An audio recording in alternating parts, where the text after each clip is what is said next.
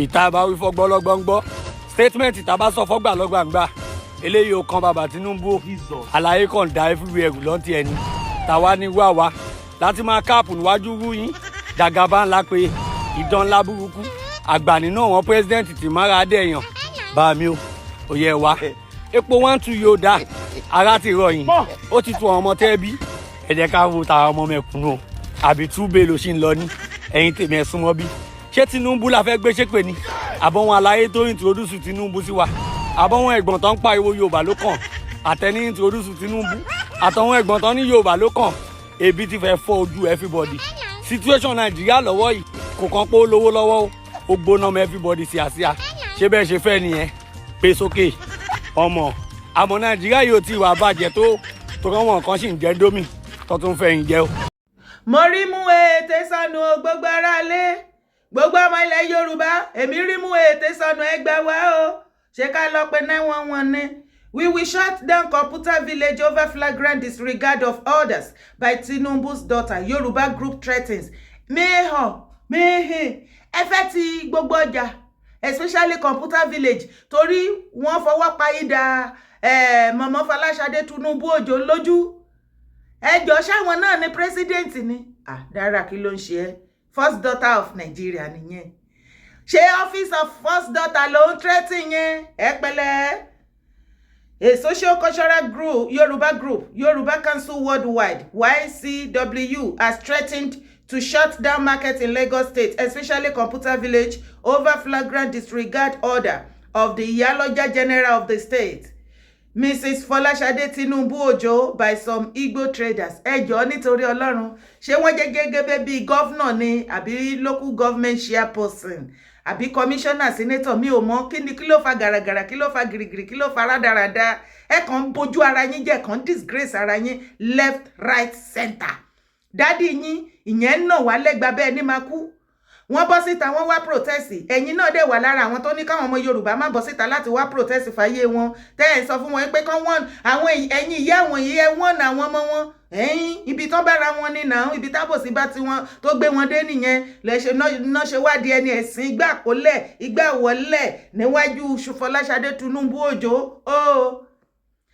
position ṣé Ìyálọ́jà of universe lẹ́ṣẹ̀ fẹ́ ti gbogbo ọjà tó wà Lagos State torí wọn gbà ká forcefully Ìyálọ́jà lé wọn lọ́rùn àti àwọn levy òfò àti tíkẹ́ẹ̀tì òfò àtàdánù tẹ́ ń já kiri gbogbo tíkẹ́ẹ̀tì tẹ́ wá já kiri wọn yìí náà kí nìkan tẹ́ fi contribute fáwọn Ìyálọ́jà gbogbo ẹ̀yin Ìyálọ́jà gbogbo tó wà ní Lagos State ẹ jọ̀ọ́ mo fẹ́ bi yín ǹjẹ́ ó ní nǹkan kan tí Mọ̀mọ́ Fọláṣadé tó gbà tó fi contribute láti fi support yín upon all the ticket and the levy àti gbogbo frustration tó ń fún yín mo fẹ́ kẹ́ wá bá mi dá sí níbi comment section ìwọ tó bá rí fídíò yìí bá mi play fún màámi ẹ̀yin ìyá aláta elépo oníyọ̀ bó tilẹ̀ jẹ́ pé gbogbo yín náà lẹ́gbowó ẹ̀yin ọlọ́kadà ẹ̀yin ìyá oníṣu ẹ̀yin ẹgbẹ́ ẹlẹ́ja tẹ́ ẹ protest nígbà tí gbogbo ẹ̀ dojúrú tún ẹ̀yin ẹgbẹ́ aláta ẹ̀yin oníṣu tẹ́ ẹ bọ́ síta tẹ́ bẹ̀rẹ̀ sí ní protest ìgbà tó dìgbà ìgbà tó wá ní pé kí gbogbo wájọ jáde papọ̀ wọ́n wá fún yín lówó àṣírí gbogbo yín tú o wọ́n lẹ́ gbowó wọ́n lẹ́yìn ọlọ́kadà gbowó kẹ̀kẹ́ napep gbogbo yín pátápátá oní wheelbarrow wọ́n lẹ́ gbowó ti yín bá yín ẹ tí rí nǹkan kan ẹ ṣẹ̀ṣẹ̀ fẹ́ rí ìyà Tinubu family wọ́n máa bayé yín jẹ́ ṣẹlẹ̀ ṣí èrè Nàìjíríà ni ẹ tẹ rọ́kọ̀ ìyálàyà gbogbo wa bẹ́ẹ̀ ni wọ́n máa ní wá lára ni títí tó fi máa lọ ẹ ti rí bí bàbá ti ń ní wá lára tọmọ náà ń ṣe tiẹ̀ yes ṣebí nǹkan tẹ fẹ́ nìyẹn ẹ̀yin ọmọ Yorùbá ṣe mọ̀ pé ayé ọmọ ẹrú ló pọ̀ jù lẹ̀ Yorùbá of today ọmọ kan bíntín kékeré báyìí ni wọ́n wáyé láti wá ṣẹrú London àwọn kan náà. At the Ooni's Palace in Ile-Ife, Osun State on Wednesday, President YCW Oladotun Hassan said the group will not tolerate deliberate acts to undermine Yoruba traditional practices by disregarding directives on Iyalojas and Babalojas in markets in Lagos and other Yoruba states in the country. Ẹ ti mú gbogbo other states mọ́. Mo sọ náà mo ní Ìyálọ́jà of universe. So Mọ̀mọ́ Fọláṣadé ọwọ́jà Ìyálọ́jà yín ó ti take over gbogbo ilẹ̀ Yorùbá. Ẹ pẹ̀lẹ́. Ẹ̀yin ni Ìyálọ́jà of gbogbo universe. Ẹ̀yin tún ni office of first daughter. Agbára yẹn náà pọ̀. yóò mọ gùnyàn ní power máa ń intoxicate ní ẹni nítorí nígbà tí wọ́n bá fọwọ́ pa idà mọ̀mọ́ Fọláṣadé lójú ẹ̀yin YCW ẹ̀pẹ̀lẹ́ tẹ̀yìn ẹ̀pẹ̀lẹ́ ẹ̀yọ tó bá ti obey ìyálọ́jà Fọláṣadé ẹ máa ti gbogbo ọjà ẹ wá ẹ̀yin èèyàn mi mo kàn ní kí n ṣàlàyé kékeré ni o. Jàre mọ̀mọ́ Fọláṣadé ẹ wá bí ẹ jẹ́ ká jọ dialogue. Kò tí ì pẹ́ ní August tó kọjá oṣù tó kọjá ẹ̀ ní ẹ̀yin èèyàn mi tí mo bá parọ́ ẹjọ́ ẹjá mi. Ṣé bẹ́ẹ̀ rí mọ̀mọ́ Fọláṣadé Tinubu Òjó tí wọ́n bọ́ síta tó ní ẹ̀yin ìyá àwọn yìí ẹ wọ́n na àwọn ọmọ yín kó má bọ́ síta wá protest àbẹ́yìn orí bàbá tiwọn òun ló mú gbogbo nǹkan tó sọ́dọ̀ wọn gógó wọn ò dẹ̀ jẹ́ kí owó náírà kó circulate owó ti bàjẹ́ everything ti bàjẹ́ ìnira ìjọba ìnira wọn ti sọ wọn lórógbó ní dádì yín kó wá àtẹ̀yìn náà ok kálàyé yẹn kó lè yé wa dáadáa àwọn èèyàn wá ní alùbàtà ìdárí ẹjẹ àti àfẹnukátẹ ìgbìyànjú káfẹ̀hónú hàn bóyá bàbá ò mọ̀ wípé ìyà ń jẹ àwọn èèyàn gan ni o tó jẹ́ pé àwọn tó rálé ràǹdí wọ́n ń fún wọn ní false information ni o ní káàdì ẹ̀bọ́ síta ká gbé placard ká ṣe normal peaceful protest o tí gbogbo àgbáyé ń ṣe o mọ̀mọ́ Fọláṣadé first born bàbá Tinubu first daughter of Nigeria náà bá bọ́ síta náà bá wọ́n gbogbo àwọn ìyáláyà tó lè ra wọn sopa jẹ náà bá ní kọ́ wọ́n àwọn ọmọ wọn pọ́n gbọ́dọ̀ jáde o bẹ́ẹ̀ ni wọ́n dẹ̀ kówó fún àwọn kan náà kówó fún gbogbo lọ́balọ́ba padà gbọ́ àṣírí yẹn àwọn lọ́balọ́ba pa àwọn ìjòyè pé àwọn ìyálọ́jà ọ̀ndà mọ̀mọ́ Fọláṣadé àwọn oníkẹ̀kẹ́ márúwá àwọn wọ́n pe àwọn ọmọ union wọ́n gbéṣẹ́ fún àwọn sego gbogbo wọn àǹkó wọn bọ́ sí gbòòrò gbogbo ẹ̀ ṣàlọ́lù wọn ṣàkó àwọn èèyàn láyà jẹ wọn jẹ́ kán bọ́ síta láti protest ẹjọ́ ṣé the same mọ̀mọ́ Fọláṣadé yẹn náà láwọn fẹ́ bínú ti gbogbo ṣọ́ọ̀bù pa nílẹ̀ Yorùbá torí àwọn èèyàn fọwọ́ pa idà tiwọn lójú kò fẹ́ yé mi mọ́ ni o ẹjọ́ mi ìmọ̀ bóyá àlàyé mi yẹn ń yé yín sàmà so mọ̀mọ́ Fọláṣadé lè stop aráàlú láti protest against the bad government ti dádì tiwọn ṣùgbọ́n wọ́n wá láwọn èèyàn disobey tiwọn àwọn wá ń threaten wọ́n wá lọ kó gúrùpù jọ ẹ̀yin gúrùpù ẹ̀yin náà wá ń sọ́pọ́tì mọ̀mọ́ Tinubu èyí tó yẹ ká pè wọ́n sí kọ́tínà ká ẹ bá wọn sọ èyí tó jó tọ̀rọ̀ ẹ̀yin méjèèjì àti gúrùpù àti mọ̀mọ́ Fọláṣadé wá fẹ́ ṣẹ̀ṣẹ̀ ẹwọ́rò mọ̀mọ́ Fọláṣadé wá ń bínú láwọn tó stop protest ṣùgbọ́n àwọn wá ń bínú páwọn èèyàn òbé wọn nǹkan ti ṣe wá wọ́n ní gbé yín débẹ̀ ni mi mọ̀ bóyá àlàyé yẹn á yé yín ẹ ti ẹ̀gbọ́n náà kí tó continue báwo ni ọ̀rọ̀ ìyálọ́jà ò ṣe ìyálọ́jà báwo ló ṣe di ọ̀dọ̀ palace Ọọ̀ni of Ifẹ̀ kábíyèsí o congratulation ọba Ọ̀jájá the second o Ọọ̀ni of Ilé-Ifẹ̀ bàbá Ọọ̀ni Àdìmúlà kábíyèsí congratulations on our new prince ni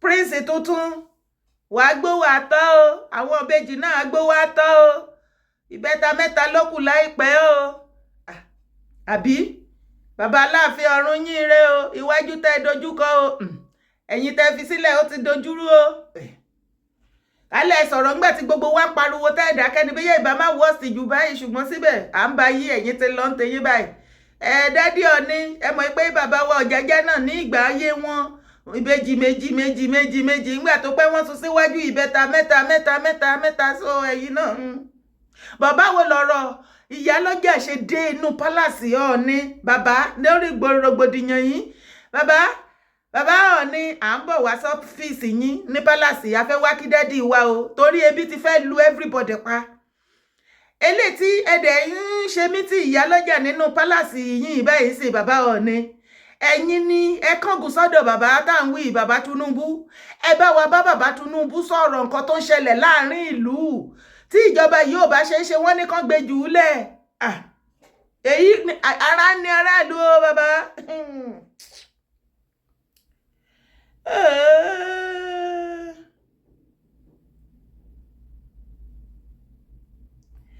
It should be noted that if this sacrilegious outrageous and disgraceful act persist. Ẹ má bínú, kẹ́yìn mi má yọ. We shall not hesitate to commence the immediate shutting down of any market that attempts to undermine the authority of the appointees of Iyaloja General Chief Mrs. Folashade Tinubu Ojo, especially Ikeja Computer Village Market, in the defense of our noble traditional heritage accordingly. Ẹ jọ̀ọ́, èrè wo gan ni gbogbo market inú Lagos State tó ti jẹ lọ́dọ̀ mọ̀mọ́ Folashade Tinubu Ojo? Tẹ́ ẹ̀ halẹ̀. Kí ni contribution yín? Ẹ wùwà abiyamọ mọ̀mọ́ Fọláṣadé, pátí láti rí yín. Àwọn ò rí nǹkan kan tẹ́ ṣe o, a rí nǹkan kan. Ẹ lọ jàre mọ̀mọ́ Fọláṣadé, àwọn ọmọ kéékèèké wà ń bẹ̀. Bó ti jáwọ́ àwọn ọmọ kéékèèké from 0 day to maybe 10-15 years of age. Kẹ́tì empower kẹ́ ṣe oríṣiríṣi àwọn àrà oríṣiríṣi kẹ́ máa fi dá kẹ́ máa monitor kẹ́ máa ṣe oríṣiríṣi fún wọn. Bó dé já àwọn ìyá arúgbó, ẹ ti rí àwọn ìyá arúgbó fín, ẹ ti sọ fún àwọn ìyá wọ̀nyí. Ó kò sí wàhálà.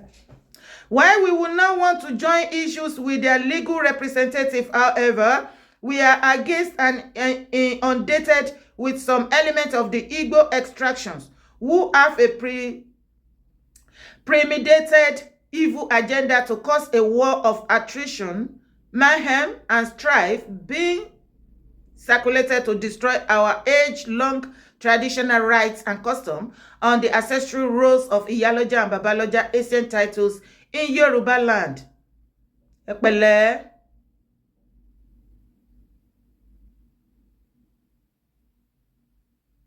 We therefore call on Mr. Babajide Olusola Sanwo-Olu, the Executive Governor of Lagos State, to set up an emergency commission of inquiry to investigate the remote cause, destabilizing intention, and shady orchestration of this provocative few Igbo-led elements and agents of disunity, before they will internationally stamped us into action by unnecessarily pushing us to the wall where the afterward consequences are meant to be negative in outcome. God forbid. He also stated that the group will be bringing Yoruba monarchs together under the leadership of the Ooni of Ife, Oba Adeyeye Ogunwusi, in a summit tagged the Monarch 2024 in November this year to be held in Lagos State. Eyo. Kábíyèsí Ọọ̀ni, ṣé lórí ọ̀rọ̀ Ìyálọ́jà of Universe náà lẹ fẹ́ pé gbogbo àjọ gbogbo ọba sọ̀míìtì? Ó tiẹ̀ ti dáa. Ìgbà wo lẹ fẹ́ ṣe iná? Èmi á máa monitor yín. November this year, mo fẹ́ mọ iye ọba tó máa wá. Ọba tí ò bá ti wá, ẹ minus ẹ̀ kúrò lọ́ba ilẹ̀ Yorùbá. Yes. Ṣùgbọ́n bàbá Ọọ̀ni, báwo lọ̀rọ̀ yìí ṣe kan ẹ̀yin sà? Mo kàn ní béèrè ní o. Báwo ló ṣe kàn yín? Ẹ̀yin náà rèé o, ní ìgbà ọ̀rọ̀ bàbá Tinubu tó máa ṣẹlẹ̀, bẹ́ẹ̀ tí ń gba wájú lẹ̀ ń gbẹ̀yìn. Lẹ̀ ń gbẹ wájú lẹ̀ ń gbẹ̀yìn, lẹ̀ ń gbẹ wájú lẹ̀ ń gbẹ̀yìn, ọmọ yín ló máa ṣe, bàbá yín ló máa ṣe, àwọn ló kàn, àwọn ló mọ̀, àwọn ló ṣe, ó ti kan gbogbo wa kó má kàn wá pa báyìí ni. Ẹ ti wá rí sí wọn ní kí gbogbo àwa Yorùbá ká ronú, àwọn ọmọ aláìda, wọn wá lọ fi kú síwájú ronú. Ṣé káwa ronú kú ni?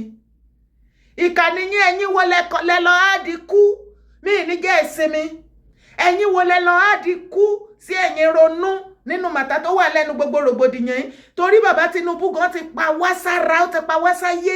Ẹ̀yin tún wá wò wípé kí lẹ tún lè fi kún ìyà lórí pọmọpọmọ ètè. Ẹ wá lọ mú kú sí ẹ̀yin ronú.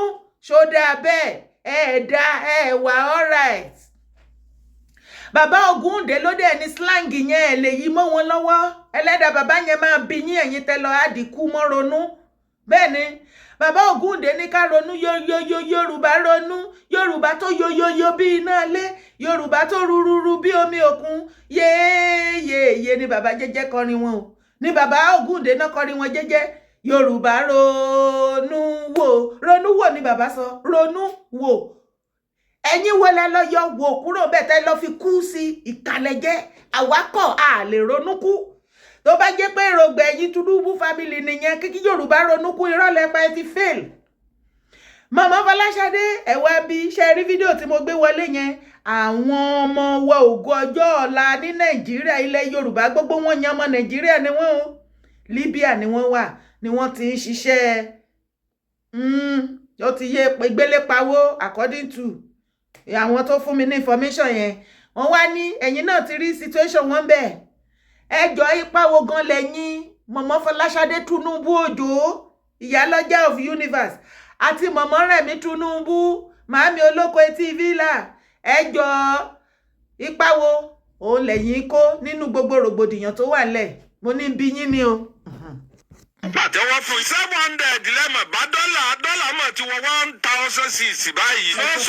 No subsidy lágbọ́lá lákọ̀ọ́kọ́ owó epo dé àfaramọ́. Ọmọ tí ń jà fẹ́ tọ́ọ̀lù ẹ sì tó kọ́ wọn ẹ̀ ń fẹ̀sùn tẹ́rọ́rìsì dè wọ́n. Ẹ̀ràn tẹ́rọ́rìsì inú gbó ẹ̀ lọ rèé mú wọn. Ẹ̀ràn gbọ́mọgbọ́mọ ńlẹ̀ ẹ̀ lọ mú wọn. Ṣé àwa gbọ́dọ̀ sọ̀rọ̀ mọ́? Àwa dẹrú kọ́. Láyé Àbáṣà ẹ̀yìn sọ̀rọ̀ náà o. Ìjọba tó tiẹ̀ burú jù tó le jù láyé ìjọba Àbáṣà number 1. Bàbá onígò dúdú lójú tọ́jà pé kò dẹ́nì kankan mọ̀. Tó sọ pé enough is enough. Tó fìbá halẹ̀ mọ́ gbogbo ayé nígbà Ọlọ́run dé. Ẹ sọ̀rọ̀ ńgbà náà láfi mọ̀ yín lákè. Ó lẹ́yìn jẹ lẹ́nìí. Ẹ̀tọ́ ọmọnìyàn ni wípé kí wọ́n tẹ́jú ọmọnìyàn mọ́lẹ̀ kó sì dùn pé ó dùn mí o. Ó dùn wá ẹ láàgbọ́dọ̀ sọ̀rọ̀ àti ní sọ̀rọ̀. Kí ni ilé pọ̀ o? Ó lè pọ̀ o. Kẹ̀rẹ̀kẹ̀rẹ̀ bí dọ́là bá ti gbẹnu òkè báyìí. Wọ́n pè ń bọ̀ báyà ẹ rí i pé yóò fọ́ o. Kàkà kọ́ fọ́ yóò tún lo òkè ni. Ẹ̀wá báyé gbogbo èèyàn jẹ́ gbogbo ayé wà ń já.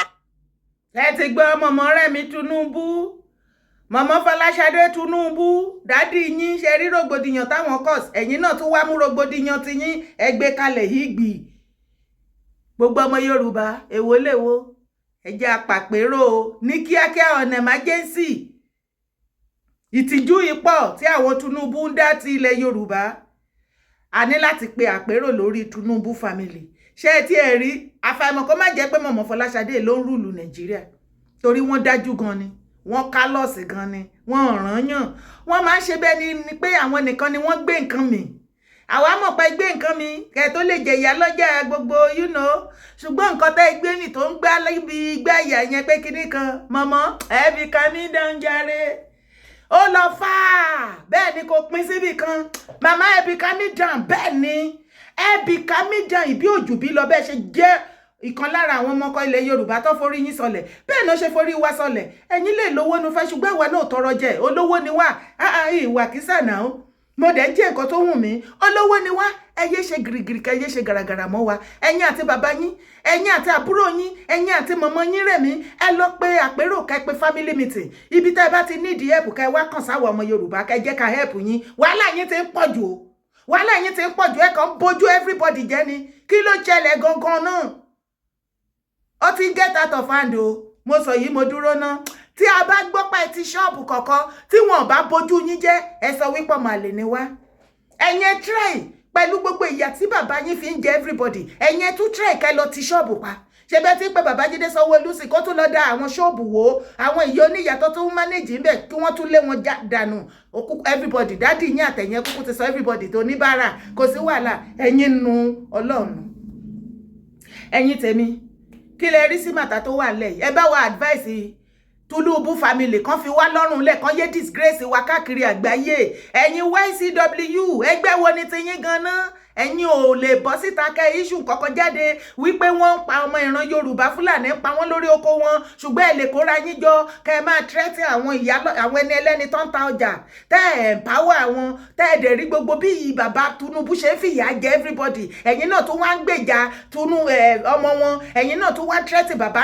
fìyà jẹ wọ́n ọmọ náà tírẹ́tì ẹ̀yin nù Ọlọ́run gbogbo yín nù má gbàgbé láti bá mi subscribe sórí YouTube channel bẹ́ẹ̀ ni bá mi boko lọ fà bá mi pín kó dọ̀dọ̀ gbogbo àwọn ìyálọ́jà gbogbo ẹ̀yin tẹ́ ń ta ọjà bóyá ẹ fọ ẹsẹ̀ anything tó bá wù kẹ́ máa ṣe ẹ bá mi jẹ́ kó kọ̀ wọ́n létí kọ́mọ̀ nǹkan tí Mọ̀mọ́ Fọláṣadé fẹ́ wá dá lára fún yín ò ní sọ pé ògbọ́ o kò wá ní ìdájọ́ yẹn kan ti tí ṣọ́ọ̀bù ẹ pa kò wá máa ṣe fídíò owó ọjà lọ́jà ọjà yẹn lọ́kọ́jà ẹ jẹ́ kó dọ́dọ̀ gbogbo wọn mo sọ yìí mo dúró náà ire o.